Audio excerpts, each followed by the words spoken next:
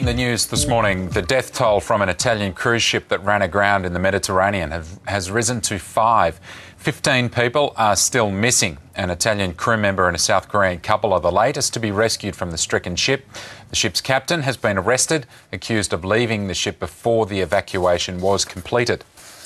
Independent MP Andrew Wilkie insists his poker machine reforms remain on track. He met Prime Minister Julia Gillard to discuss the reforms late yesterday. Mr Wilkie is refusing to give details of the talks and says he'll have more to say later in the week. A wave of attacks in Iraq has killed 7 people and wounded dozens more. All the dead are police officers who were killed during a 3-hour siege at a police compound in Ramadi in the country's west. 4 car bombs and 2 suicide bombers were also involved in the attacks. Syria's president has issued a general amnesty for crimes committed during the 10-month uprising. Just last week, President Bashar al-Assad gave a speech vowing to crush those responsible for the protests.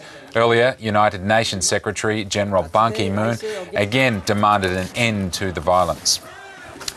3 Australian anti-whaling protesters will arrive back home today. Supporters are gathering in the West Australian port of Albany to greet them. The men illegally boarded a Japanese whaling boat and were transferred to an Australian customs ship on Friday.